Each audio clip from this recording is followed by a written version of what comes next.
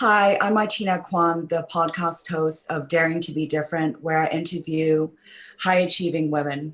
And today I'm very excited to introduce you to Shannon Bahrke, who's a three-time Olympian and two-time Olympic medalist. Welcome, and what an Yay! achievement. Yeah. Well, thank you so much for having me here. I mean, it is so empowering for me to speak to another powerful woman that is just as amazing. So thank you so much for having me on. I really appreciate it. Okay, great. So I want to find out about your life. And basically, you grew up in Lake Tahoe. How did you get into skiing, and how did you know you wanted to become an Olympian? Well, it was so funny. My whole family is from LA, and my mom and dad went on their honeymoon up to Lake Tahoe, and they were blown away. They were like, "Oh my gosh, this place exists. Like we've got to move here." So I think it was probably 50 years ago now. My dad and my mom moved up to Lake Tahoe. They built their house, which they still live in today, which I grew up in, and my brother. And I just had this amazing childhood in the mountains. We were doing everything we could outside every single day. We were swimming in the lake, we were running, we were hiking, we were biking. And then in the winter time, what else is there to do but skiing? And it turns out that it's one of the best babysitters of all time. My parents could just drop me off at 9 a.m. and then come pick me back up at 4. As a mom of two now, I can't even imagine that, but that's what they did. And I just fell in love with the sport of skiing. And when I was 12, the coach for the Squaw Valley team, his name is DeVre, he approached me and was like, "Wow, you have a lot of energy. I think you should come and try the sport of mogul skiing." And most like everybody else at home, everybody hates the moguls, right? And I was like, I was just like everybody else. I hated them. But I was like, all right, if you just leave me alone for just a little while, I'll come and try this dumb sport of mogul skiing. And I just fell in love with it. So it was just something that I did all winter long, in addition to all the other sports that I did. And it was something that just fueled my passion of being outdoors. That's great. And your Instagram handle is at Mogul Mama, isn't it? I think my Instagram is Shannon Bahrke, but my email is Mogul Mama. That's, yeah, Yes, Mogul Mama. I mean, you just got to have it, right? You got to have fun with yeah, it. that's great.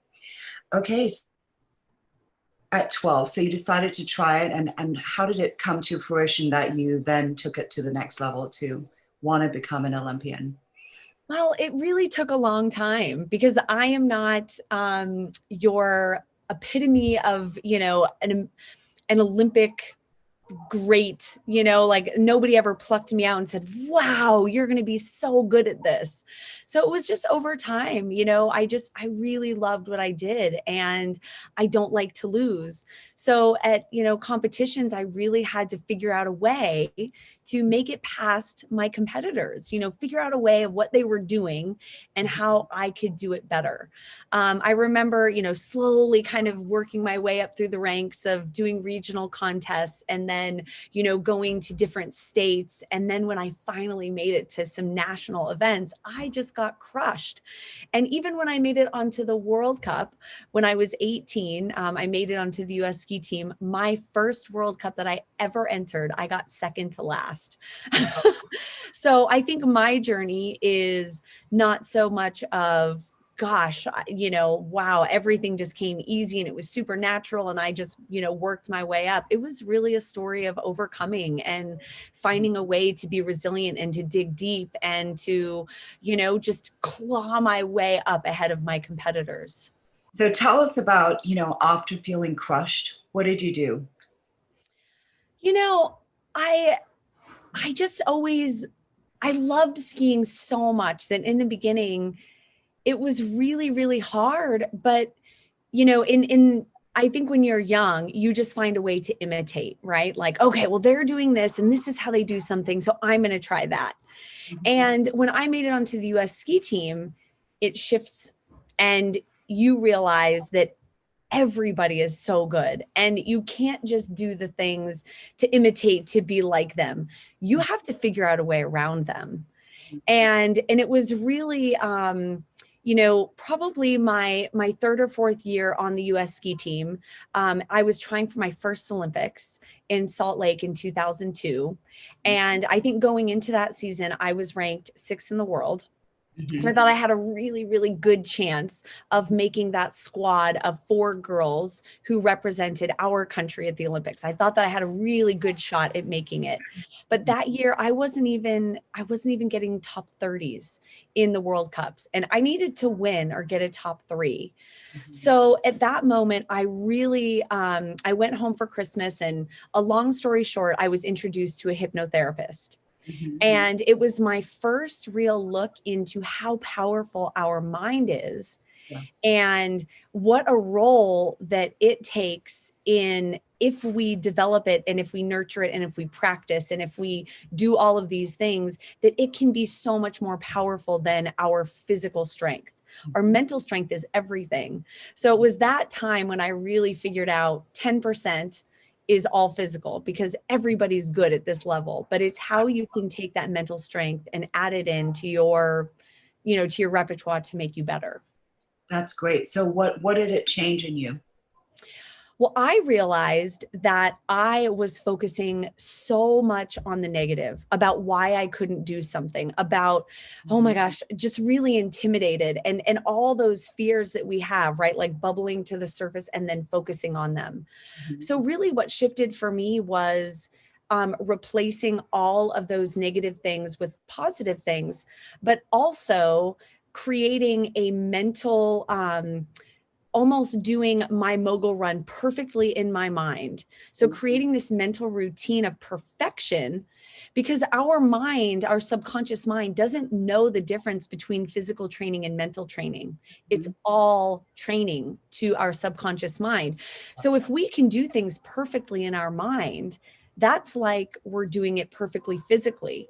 So I would do 100 perfect mogul runs in my mind every single day.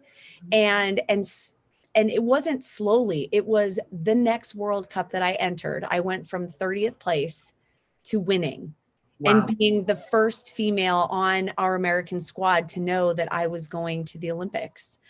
So that was like this crazy, when Oprah talks about like an aha moment, I was just like, whoa, the power of the mind is unbelievable. Nothing else had changed except what I was doing in my mind. So that was my first like blown away moment. It's everything. I mean, it's the same in race car driving. You have to run it through your mind and think about it and just dream about it. And it's life over and over. Over and over and over, like piano scales. Yes, it's crazy. It's crazy how you can put yourself into that situation and repeat greatness. And so many people think, right? Okay, well, when I get into this situation, I'm going to rise to the occasion. And that never happens. I mean, that's like a 1 in a million. What we actually do is fall to the level of our training. And if our training is perfect and we put all of that emphasis into being perfect, that's how we're going to compete when the pressure is on. So that was a powerful lesson for me to learn. That's great. So how did it feel going to your first Olympic event? Oh my gosh. It was just, it was like, I was floating 100 feet off the ground. I mean, representing your country in something like the Olympics. I mean, wearing the American flag on your jersey with the Olympic rings on the other side. I mean, that is just, that's every athlete's dream. And so for me, I felt so lucky and just so, I don't know, my emotions were just so big to be in this moment. I felt so inspired by, we call it the Olympic spirit, right? And for me, it was just one of the biggest honors that I've ever had in my whole life. And especially in 2002, because it was in Salt Lake City. So to be able to do it on home turf was magnificent. Where were the other ones? So I won my silver medal in Salt Lake City in 2002. I got to compete in 2006 in Torino, Italy, which I mean, geez, like, come on, Italy, of course, it's one of my favorite countries. And then I won my bronze medal at my last and final Olympics in Vancouver in 2010. So I feel like I hit the jackpot with all of the best places that you could ever have the Olympics. I got to compete in 3 of them. Incredible. last year I was asked to drive the Celine race car in the Beijing National Stadium.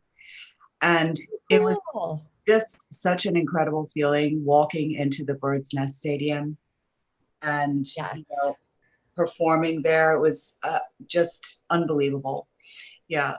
So So you got a little bit of that Olympic spirit as well. So that makes me exactly. really I was thinking, excited. in the changing rooms where we were changing, this is where the Olympians were.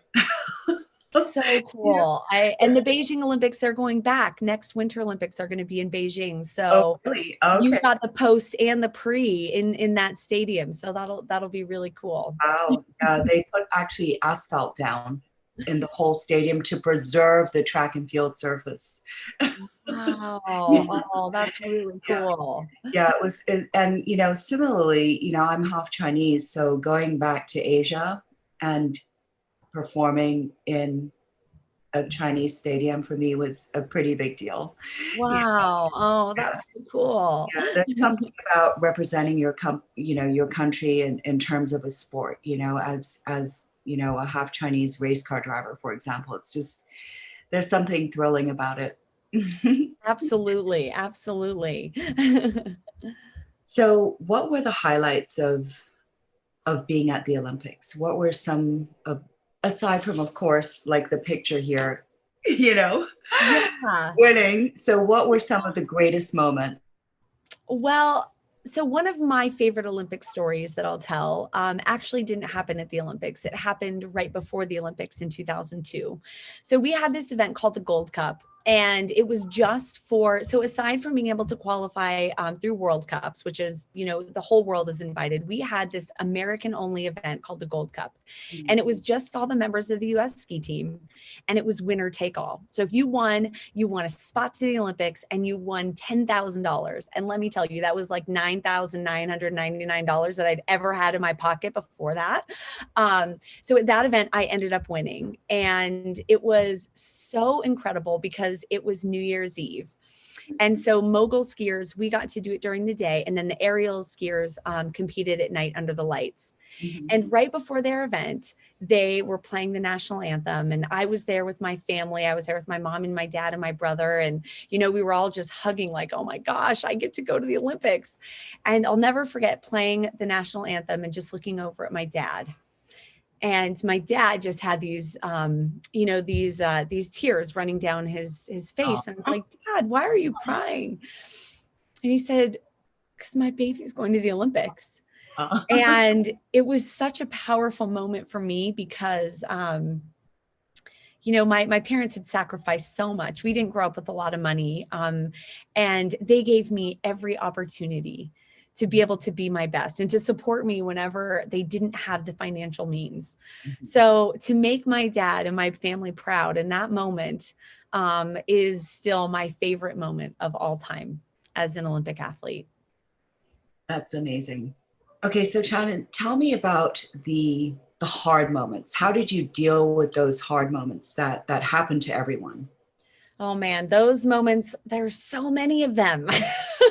I feel like they were, as many great moments as I had, so many bad ones, so many trying ones. But I really think that the thing that we have to remember, the first thing we have to do is acknowledge it, right? This is a really, really, really hard moment.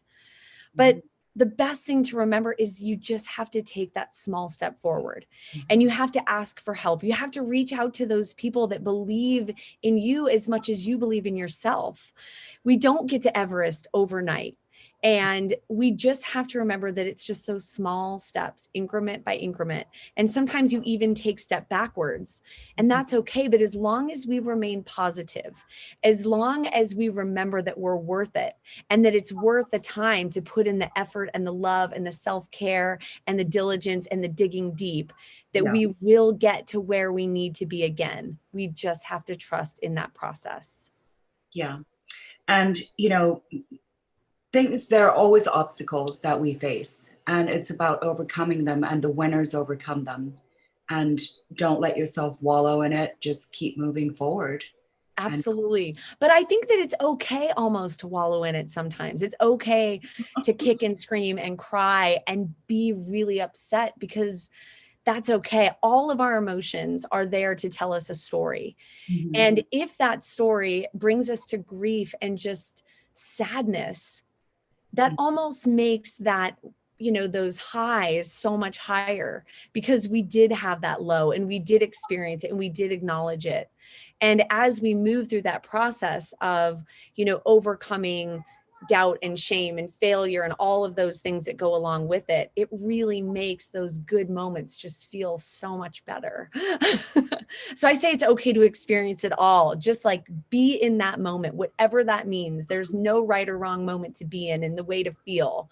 So I always say experience it all. Oh, that's a great philosophy. So what happens after the Olympics? You've trained all of your life basically for those 3 Olympics. And then what? What happens afterwards? Wow, that is one of the most powerful moments that I've ever felt in my life. And it was, what's next? What's now? I've had this focus on winning an Olympic gold medal since I was 12 years old. And everything I did in my life was focused on that, whether it was the sleep that I got at night, whether it was the training that I did during the day, whether it was the fuel that I put into my body, to make me the best athlete ever. Poof, all of that was gone. And for about a year, I lived off the high of, ending my career with an Olympic bronze medal. And I just got married, and my husband and I had this coffee business that was just, thriving. And about a year in, I really had a downward spiral because all of that shininess had worn off. And at the same time, one of my teammates that won an Olympic silver medal died by suicide. And it was one of the lowest moments in my whole life of just figuring out, wow, what is going on in my world? And in that moment, I really decided then and there that I wanted to be able to help people. And I wanted to not only help people, but help Olympians. So I knew in that moment that I wanted to create a company that embodied all of that. So it was kind of my passion project far off. And I knew that the coffee business that we were in was not fueling my fire. It was not the way that I wanted to spend my every day. And so I really convinced my husband that we needed to sell our coffee business and we needed to focus on the things that we love and that bring us purpose and passion in our everyday. So at this point, we had a little girl named Zoe, and I had had 2 miscarriages. And I was like, well, this passion project seems like right now is the perfect time. So I started up Team Empower Hour. And then of course I found out that I was pregnant with my, with my second child. And I was like, oh, wow, this is going to be really hard. But every single day I wake up with a passion of helping others and sharing my stories and the stories of all of my Olympic teammates with corporate America and how to make them better and how to live their fullest potential. So it's incredible to create a platform where I get to hire all Olympians, because that's all that we do is hire Olympians, and take that and then share our stories and pay it forward. So it's really amazing. I get to do it every day. That's great. What do Olympians typically do after they finished with the sports? Everybody goes through a pretty hard time, and I feel like there's varying degrees of being lost. We finish, most of us, a career later in life. So in our 20s and 30s, with no formal education, unless we're lucky enough to have our sport in the NCAA, which ours was not. So you go through a period where you don't have education. You're the spry chicken that you were to go back to school, and you really figure out what's next? What is my next step? And I don't know how many people really find that true next step because there's a fear of losing our identity. So I went through a really long period of that. And I'm really trying with my company to be able to reach out to Olympians and say, hey, here's this community, here we are, and let's get through this together. So it's hard, and Olympians sometimes can be coaches. I mean, they go into all different types of things. We've got doctors and coaches and, you know, you name it, other changing sports and doing something in a different sport. So I think eventually we find our success, but nothing is ever as thrilling as getting in the gate and doing what we love, as you know. Even if it is another passion, there's nothing like that, right? So, and you're skiing at Deer Valley now. You're one of their Olympic ski champion coaches, right? Yeah. So my job in the winter time, in kind of my spare time of running my company, is to be one of their Olympic ski champions. So I get to share my passion of skiing and still be on the slopes and still get to smile in the sunshine every day. So I feel really, really lucky about that. That's so wonderful. I hope to bump into you next week because I'll be in Deer Valley from the 19th till the 26th. That sounds perfect. 5 or 6 days. Well, perfect. You see the crazy girl in all my outfits that I have with the pink hair, and you can't miss me. I Well, promise. I'm glad you have the pink hair. Oh, describe the pink hair as well. Well, so I'm a brunette. So it's very hard for people to imagine a blonde with pink hair is actually a brunette, but that's me. So I actually wrote a book about it called Mommy, Why Is Your Hair Pink? It's just a kid's book, and it was so much fun to write with my daughter. But I always needed a reminder when I was little to be a girl, right? Like, and nothing when we were little was ever girly or pink or frilly. And so I always had to find that out. And so later in life, I could carry around my pizzazz and my zest and carry my dreams on my sleeve, and it could be my pink hair. So I've had pink hair for over a decade now, and it was really funny the first time that Zoe ever realized that her mom had pink hair. She was like, "Wow, my mommy is really different than all the other mommies." So it's been a fun journey to keep with it, and now that I'm 40, to still be like the 40-year-old lady with pink hair. It's been fun. Yeah.